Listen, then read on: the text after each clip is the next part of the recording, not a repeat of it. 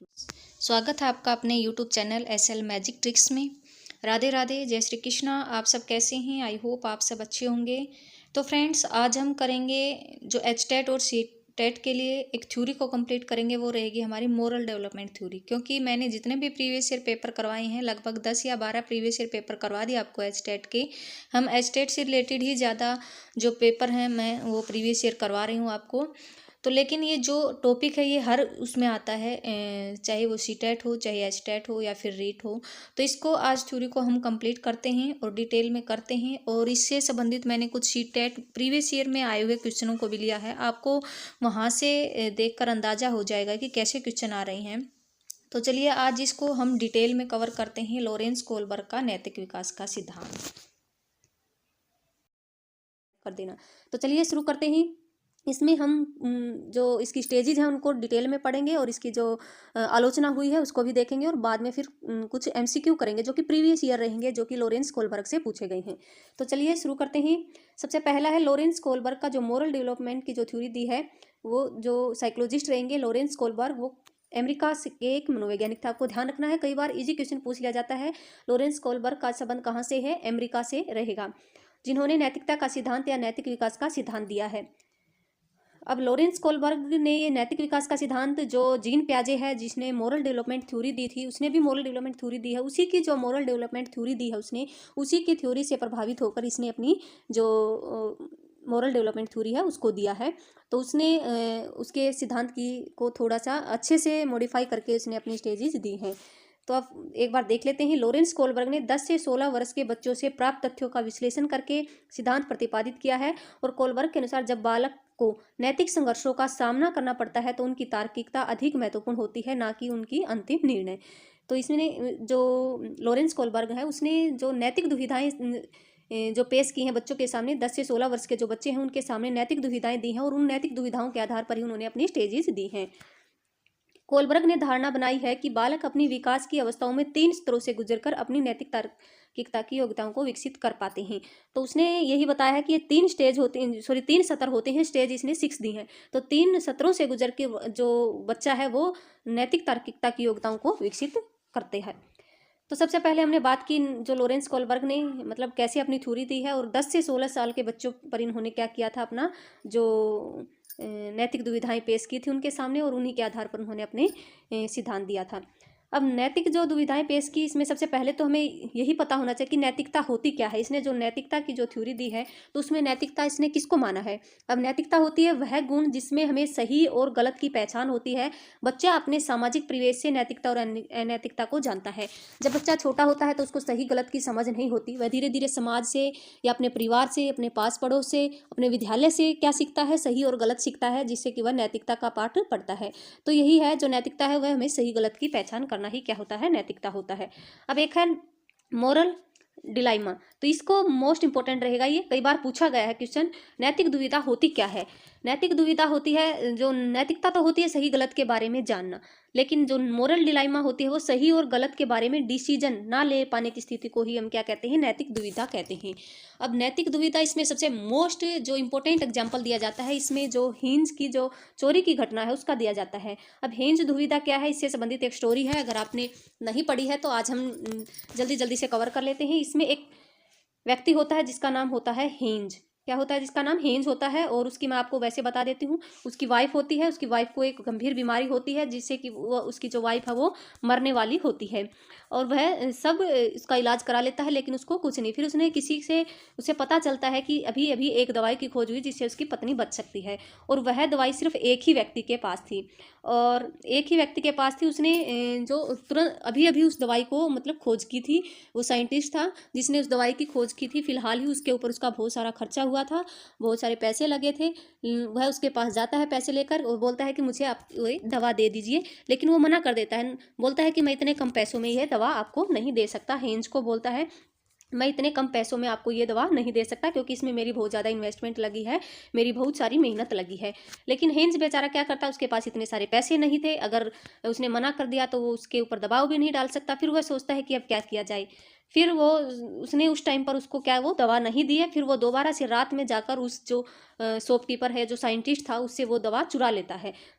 तो इसमें यही पूछा गया है कि लॉरेंस कोलबर्ग ने ये एग्जाम्पल देकर यही पूछा है कि क्या उसने हेंज ने जो चोरी की वो क्या सही थी। तो ये प्रयोगशाला में घुस गया। क्या हेंज अपनी पति की दवा चुराने के लिए प्रयोगशाला में घुस जाना चाहिए था? क्यों? अगर घुस जाना चाहिए था क्यों और क्यों नहीं? तो अगर वैसे देखा जाए तो चोरी करना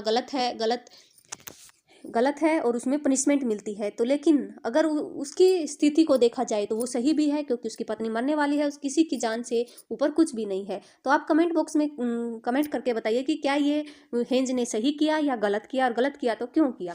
तो यही जो एग्जाम्पल है ये बार बार ये फेमस एग्जाम्पल दिया जाता है बार बार, और ये जो स्टोरी है आपको पता होनी चाहिए। मैं आपको टेलीग्राम चैनल पर शेयर कर दूंगी, आप पढ़ लेना PDF एक बार। तो ये नैतिक दुविधा यही है जिसमें जो इंसान है या बच्चा है यह डिसीजन नहीं ले पाता कि ये सही है या गलत है। तो जो हेंज ने चोरी की वह यह डिसीजन नहीं ले पा रहा था कि मुझे चोरी करनी चाहिए या नहीं करनी चाहिए। अगर वह चोरी नहीं करता तो उसकी पत्नी मर जाती, अगर वह चोरी करता तो क्या हो जाता, पुलिस पकड़ के ले जाती उसको। तो ये क्या थी, ये उसके लिए मोरल डिलाइमा थी।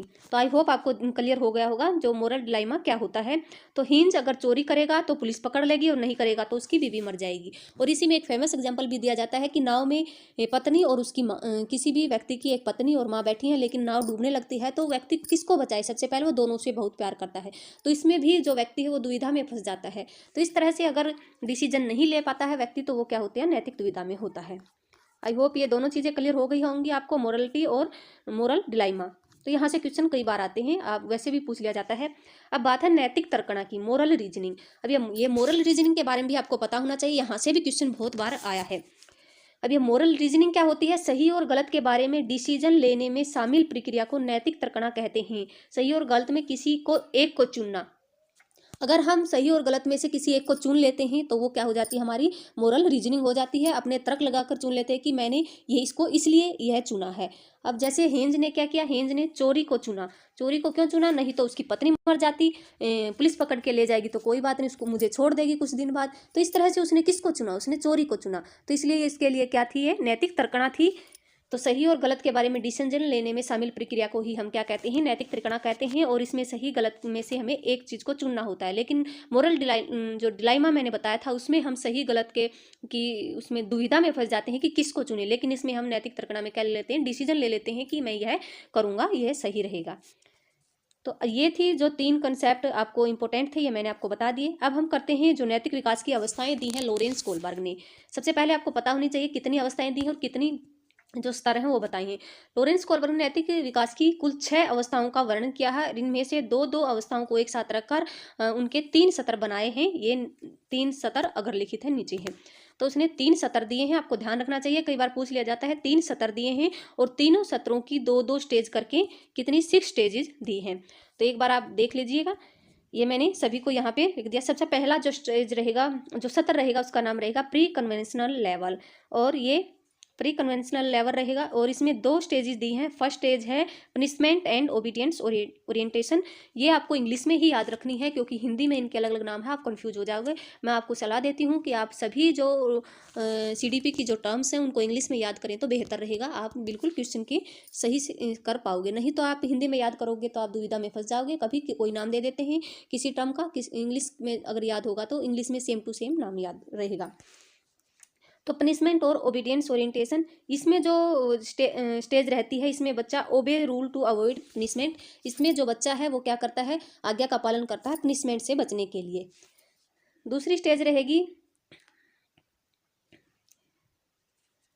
नेवी हेरोनिज्म या फिर conforms to get rewards and to have favour returns. इसमें बच्चा क्या करता है, ये जो प्री कन्वेंशनल लेवल की 2 स्टेजेज हैं। तो इसमें बच्चा क्या करता है, इसमें ये टिक फॉर टैट की जो अवस्था होती है, इसमें जैसे को तैसा करता है बच्चा। अगर जैसे बच्चा किसी को पेंसिल, कोई बच्चा किसी की पेंसिल तोड़ देता है तो दूसरा बच्चा भी उसकी पेंसिल तोड़ देता है, तो वो जैसा काम उसने उसके साथ किया तो वो भी वैसा करता है। ये टिट फॉर टैट वाली अवस्था रहेगी। अब दूसरा लेवल रहेगा हमारा कन्वेंशनल लेवल, जिसकी टाइम पीरियड रहेगा 7 to 11 ईयर्स। और इसमें जो 2 स्टेजेज रहेंगी, 3rd और 4th, जिसमें गुड बॉय गुड गर्ल्स की रहेगी। इसमें क्या डिसअप्रूवल और डिसलाइक बाय अदर्स, इसमें जो काम किया जाता है वो दूसरों के मतलब दूसरों के सामने अच्छा बनने के लिए किया जाता है। और चौथी जो रहेगी कन्फर्म्स टू अवॉइड, इसमें जो बच्चा है वो क्या करता है, इसमें जो कानून है उसका पालन करने के लिए बच्चा क्या करता है, वो काम करता है। नेक्स्ट है कन्फर्म्स टू मेंटेन कम्युनिटीज, और लास्ट है इंडिविजुअल प्रिंसिपल्स। तो इसमें जो लास्ट जो स्टेज रहेगी इसमें बच्चा खुद का निर्णय ले सकता है। इसमें फिफ्थ जो स्टेज रहेगी इसमें क्या करता है बच्चा, कन्फर्म्स टू मेंटेन कम्युनिटी। इसमें समाज के द्वारा जो भी रूल बनाए गए हैं उसमें जो इंडिविजुअल राइट्स होता है उन पर दबाव देता है, उनको मानने पर इस पर जोर दिया जाता है। तो हम इनको डिटेल में पढ़ेंगे तो आपको सभी समझ में आ जाएंगी। ये आपको सिर्फ नाम याद रख लेना है एक बार। इसमें 3 स्टेजेज हैं, 3 स्तर हैं और 6 स्टेजेज हैं। तो अब एक एक कर अब हम इनको डिटेल में देख लेते हैं एक बार। कोलबर्ग के नैतिकता के जो 3 लेवल दिए हुए हैं उनको डिटेल में देखेंगे और हर एक स्टेज को अच्छे से कवर करेंगे। तो फर्स्ट जो लेवल रहेगा उसका प्री कन्वेंशनल लेवल रहेगा। यहाँ पे स्टेज अलग लेवल रहेगा, क्या रहेगा, प्री कन्वेंशनल लेवल रहेगा। और इस स्तर में क्या करेगा, बच्चे में नैतिकता शून्य होती है, यानी बच्चों को सही गलत के बारे में पता नहीं होता है। और इस अवस्था में जो बच्चा मोरल रीजनिंग करता है वो दूसरे लोगों के द्वारा मानकों के अनुसार ही होता है। इसमें जैसे मम्मी, अगर मैं यह काम नहीं करूँगा तो मम्मी डांटेगी, अगर ये काम नहीं करूँगा तो पापा डांटेगा। इस वजह से बच्चा अच्छे कार्य करता है, अच्छे जो नैतिक जो कार्य है वो सीखता है। तो इस पर ये आपको ध्यान रखना है। अब इसमें 2 स्टेजेस दी हुई हैं। फर्स्ट है हमारी पनिशमेंट एंड ओबीडियंस। इसमें बच्चा क्या करता है, पनिशमेंट और सजा से बचने के लिए ही नैतिक कार्य करता है। इसमें बच्चे नैतिकता सजा और आज्ञा पालन पर आधारित होती है कि अगर मैंने यह कार्य नहीं किया तो डांट पड़ेगी या पनिशमेंट मिलेगी मुझे, इसलिए वो कार्य किया जाता है। अब हिंज ने चोरी की तो बच्चों ने सोचा अगर वह चोरी करेगा तो उसे सजा मिलेगी। अब जैसे कोई बच्चा चोरी करना चाहता है तो उसे वो इस डर से नहीं करता है, इस उम्र में बच्चा कि उसको दंड मिलेगा। तो इस वजह से इसमें जो नैतिक भावना होती है वो सिर्फ सजा और आज्ञा पालन पनिशमेंट और ओबीडियंस पर आधारित होती है। या फिर रिवार्ड्स पर भी, यहाँ पर भी रिवॉर्ड्स भी लिखा आ सकता है। पुरस्कार पाने के लिए भी वो नैतिक कार्य करता है। अगर किसी बच्चे को जैसे बोला जाता है आप मुझे ये कार्य करके दिखाई मैं आपको ये दूंगा, तो ये सिर्फ रिवॉर्ड्स पाने के लिए भी ये कार्य किया जाता है। तो दंड एवं आज्ञा पालन इसमें किया जाता है, दंड से बचने के लिए आज्ञा की पालन किया जाता है। नेक्स्ट है हमारी साधन सापेक्षता या उन्मुखता। इस अवस्था को जैसे को तैसे भी कहा जाता है, क्योंकि इसमें जैसा व्यवहार कोई उसके साथ करेगा वैसा ही वह खुद करेगा। इस अवस्था में बच्चे, यह अवस्था टिट फॉर टैट के लिए जानी जाती है, क्योंकि इसमें जैसा बच्चा व्यवहार दूसरे के साथ करता है वैसा ही वह उसके साथ करता है। तो इसमें जैसा व्यवहार कोई दूसरे के उसके साथ करेगा वह खुद भी उसके साथ दूसरे के साथ ऐसा ही व्यवहार करता है। जैसे एग्जाम्पल लें तो एक बच्चे ने दूसरे की पेंसिल तोड़ दी तो दूसरे बच्चे ने भी उसका पेन तोड़ दिया। तो इस तरह से क्या किया जाता है, इसमें हिसाब बराबर किया जाता है। अगर आपने बच्चों को देखा होगा, किसी घर में 2-3 बच्चे हैं तो अगर किसी ने किसी को चाटा लगा दिया तो दूसरा तुरंत उसको मारता है। तो ये क्या है, ये उस स्टेज में ये होना स्वाभाविक है। तो ये टिट फॉर टैट की अवस्था बोला जाता है। और इसमें जो लॉरेंस कोलबर्ग ने है इसमें बच्चे को बताया है कि इसमें बच्चा वैसा ही व्यवहार करता है, दूसरा जैसा उसके साथ करता है। तो यहाँ पर दिखाया हुआ है, किसी बच्चे ने अगर एक बच्चे ने किसी उसकी पेंसिल तोड़ दी तो दूसरे बच्चे ने उसका जो लंच बॉक्स है वो निकाल लिया और उसको खा लिया। तो इस तरह से उसको क्या किया जाता है, जैसा उसके साथ व्यवहार किया जाता है वह भी दूसरों के साथ वैसा ही करता है। नेक्स्ट जो लेवल रहेगा हमारा रूढ़िगत नैतिकता का स्तर, कन्वेंशनल लेवल रहेगा। 10 से 13 वर्ष तक इसकी उम्र रहेगी। पहला था 4 से 10 वर्ष तक का जो लेवल था फर्स्ट, दूसरा रहेगा 10 से 13 वर्ष तक का। इस अवस्था में बच्चा, अवस्था नहीं ये सत्र रहेगा यहाँ पे, इस सत्र में बच्चा दूसरे लोगों के मानकों को अपने अंदर समावेशित कर लेता है और उसी के अकॉर्डिंग सही गलत का निर्णय करता है। इसमें जो दूसरे लोगों ने जो रूल्स रेगुलेशन बना दिए हैं उनको अपने अंदर क्या कर लेता है, उनको मान लेता है और उसी के अकॉर्डिंग वह क्या करता है, सही और गलत का निर्णय करता है। और इसमें भी 2 स्टेजेस दी हैं। एक है अच्छा लड़का अच्छी लड़की बनने की उन्मुखता, good boy good girls stage जिसको बोला जाता है। इसमें जो बच्चा है वो अच्छा लड़का और अच्छी लड़की बनना चाहता है। कोई कार्य सिर्फ इसलिए करता है कि उसे सब बच्चे ऐसे बोले कि वह अच्छा है, वह गुड है। टीचर्स के सामने कार्य इसलिए करके लाता है कि टीचर्स मुझे बोले कि ये क्या है, अच्छी लड़की है। तो प्रशंसा पाने के लिए इसमें कोई कार्य किया जाता है। दूसरों के साथ भला बनकर अनुमोदित अर्जित करता है। गोल्डन रूल का विचार भी इस अवस्था में आता है। ये जो अवस्था है ये सभी के साथ हुई है। बचपन में सभी जो गुड बॉय गुड गर्ल्स बनना चाहते हैं, आप छोटे थे तो आपने भी ये कार्य किए होंगे। अच्छा बच्चा करने के लिए मैंने बहुत अच्छा कार्य किया है तो मैम मेरी तारीफ करेगी। हम अच्छा अच्छा कार्य किस लिए करते थे, ताकि जो टीचर है वो हमारी प्रशंसा करे। तो इस तरह से ये जो स्टेज है अच्छा लड़का और अच्छा लड़की बनने की उन्मुखता, इसमें बच्चा क्या करना चाहता है, सिर्फ अपनी तारीफ या प्रशंसा पाने के लिए कार्य करता है, अच्छा लड़का बनने के लिए, अच्छी लड़की बनने के लिए। अब नेक्स्ट है कानून एवं व्यवस्था उन्मुखता, लॉ एंड ऑर्डर ओरिएंटेशन। इसमें बच्चा कानून और सामाजिक व्यवस्था को बनाए रखने के लिए, इसमें बच्चा क्या करता है, कानून और सामाजिक व्यवस्था को बनाए रखने की भावना विकसित करता है। क्योंकि उसके पापा का एक्सीडेंट हो गया था रेड लाइट पार करते हुए, इसलिए वह ऐसा नहीं करेगा। तो इसमें जो यहाँ पर समाज ने निर्धारित कर दिया कि अगर रेड लाइट नहीं क्रॉस, रेड लाइट हो गई तो हमें उसके जो है गाड़ी रोक देनी है। तो ये क्या है, समाज का रूल है, इसमें समाज के रूल के अकॉर्डिंग बच्चा चलता है। नेक्स्ट है post conventional level. Post conventional level जो 13 वर्ष से ऊपर का जो लेवल होता है वो पोस्ट कन्वेंशनल लेवल होता है। इसमें जो बच्चा है वो खुद डिसीजन लेना सीख जाता है, ना तो समाज के जरिए और ना ही सही और गलत क्या है इसके जरिए। इसमें डिसीजन खुद लिए जाते हैं। इसमें ना तो समाज का दबाव होता है कि क्या सही है और क्या गलत है, इसमें वो खुद का निर्णय लेता है, चाहे वो सही हो चाहे गलत हो। इसकी भी 2 स्टेजेज हैं। पहली है सोशल कॉन्ट्रैक्ट ओरिएंटेशन।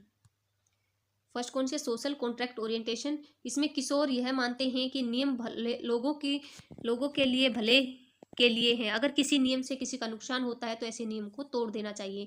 अगर रेड लाइट तोड़कर उसके पापा की जान बच सकती है तो उसे तोड़ दो।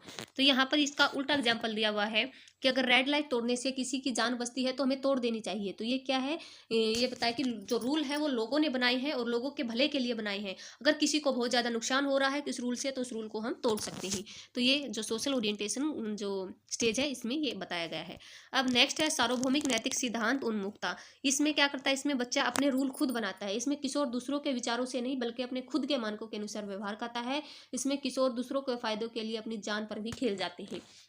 इसमें हम हमारे जो फ्रीडम फाइटर उनके एग्जाम्पल ले सकते हैं, जैसे भगत सिंह है या फिर जिन्होंने भी देश के लिए कार्य किया है, वो अगर वो भी यही सोचते कि उनके परिवार ने भी उनके ऊपर दबाव दिया होगा, तुम ऐसा कार्य मत करो, तुम्हारी जान का खतरा है, जोखिम है, तो लेकिन उन्होंने वही किया जो उनके क्या था, दिल में था या फिर उन्होंने सही लगा।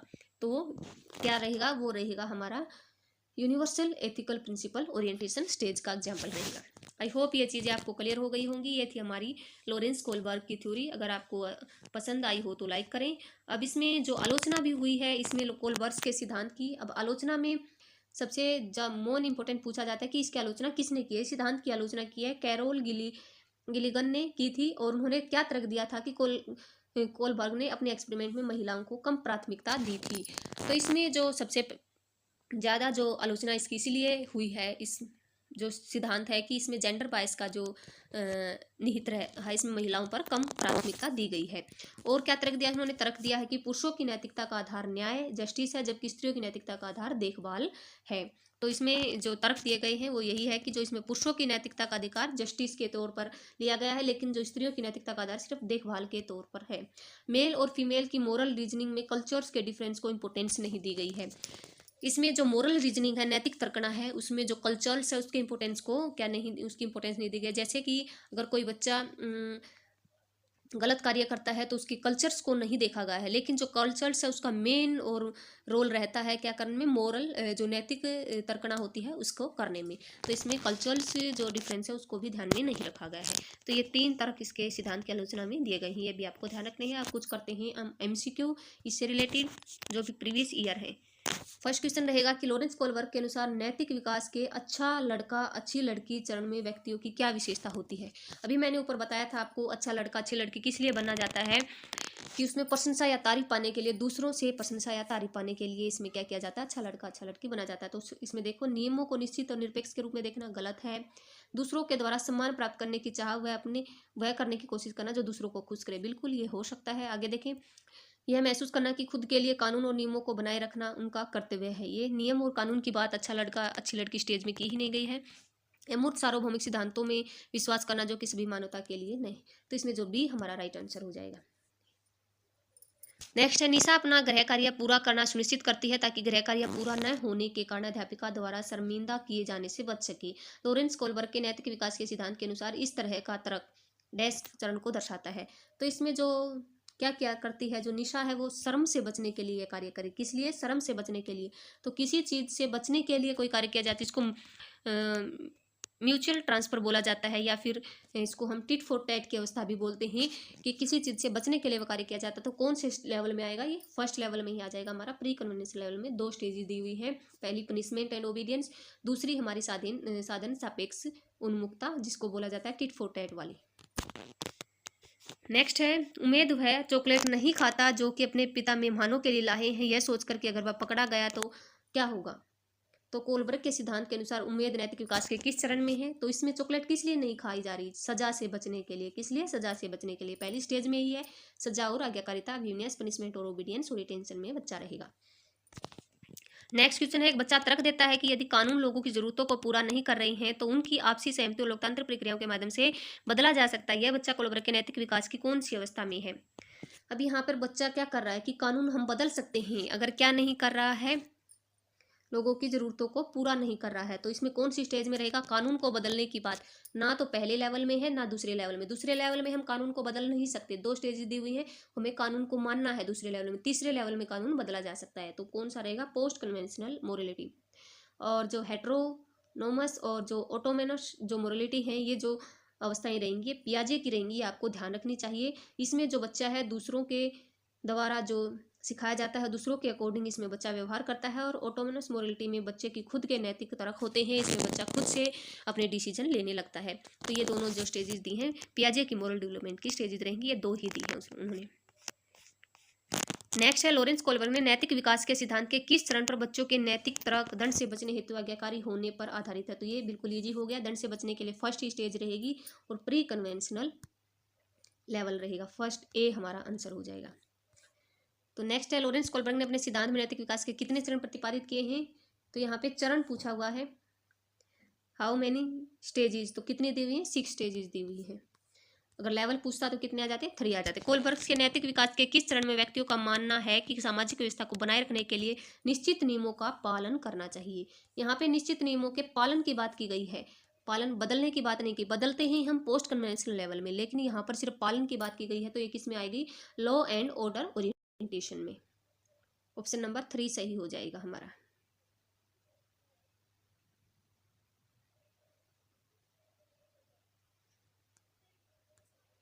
नेक्स्ट है, निम्न में से किसे लॉरेंस कोलबर्ग द्वारा वर्णित किया गया है? तो यहाँ पर किसने, लॉरेंस कोलबर्ग ने क्या दिया है? आत्म केंद्रित वॉक भी नहीं है, इगोसेंट्रिक ये पियाजे ने दी है। आंतरिक वॉक भी की बात भी नहीं की इन्होंने, ये भी वाइगोत्स्की ने दिया है। तो इसका जो राइट आंसर हो जाएगा हमारा ए, सामाजिक अनुबंधन अभिनय, जिसको सोशल कॉन्ट्रैक्ट ओरिएंटेशन, ये स्टेज रहेगी लॉरेंस कोलबर्ग की। जो लेवल दिए हैं उन्होंने उनकी। अनु का तर्क है कि केवल समाज ही तय कर सकता है कि क्या सही है और व्यक्तिगत रूप नहीं। तो यहाँ पर कोई व्यक्ति खुद से यह तय नहीं कर सकता क्या सही है क्या गलत, केवल समाज तय कर सकता है। तो लॉरेंस कोलबर्ग ने नैतिक विकास सिद्धांत के अनुसार यह उदाहरण किस चरण को दर्शाता है? तो किस चरण को दर्शाएगा ये? अच्छा लड़की, ये तो बिल्कुल नहीं है, फर्स्ट लेवल में आ जाएंगे दोनों स्टेजेस। सेकंड स्टेज जो रहेगी हमारे, जो सेकंड लेवल रहेगा, जिसके अधिकारिता एवं सामाजिक क्रम व्यवस्था विन्यास, authority and social order maintaining orientation, इसमें ये जो स्टेजेस आ जाएगी, जिसमें जो कानून है उस समाज के द्वारा निर्धारित किए जाते हैं और उनको मानना ही पड़ता है। इसमें व्यक्ति इंडिविजुअल कुछ भी चेंज नहीं कर सकते। लेकिन जो पोस्ट कन्वेंशनल लेवल में बताया गया है कि हम अगर रूल लोगों की ज़रूरतों को पूरा नहीं कर रही हैं तो उनको चेंज किया जा सकता है। नेक्स्ट, निम्नलिखित में से कौन सा सिद्धांत सीखने की प्रक्रिया में चर्चा और वाद विवाद को बहुत महत्व देता है? कौन सा सिद्धांत चर्चा और वाद विवाद को बहुत महत्व देता है? अब इस क्वेश्चन में बच्चे फंस सकते हैं बहुत ज़्यादा।